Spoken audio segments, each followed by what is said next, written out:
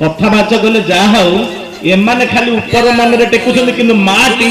साधु गली करी जहा को बोले तो देह मठ ता मनटा जहा ए देह भीतर अछि परमात्मा को से भजन करछि श्वास प्रश्वास रे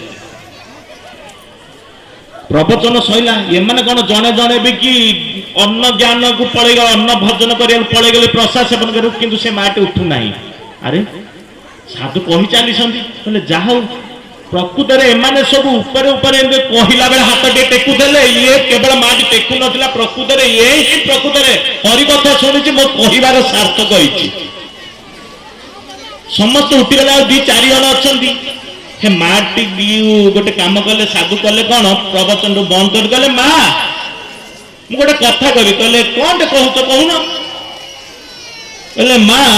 जहाँ मु देखिली एमान जिते कह हाथ टेकुଛନ୍ତି जिते हरिबल पका हुड़हुड़ी पका हुड़हुड़ी पकाउଛନ୍ତି माँ तू एकुटिया केवल प्रभुर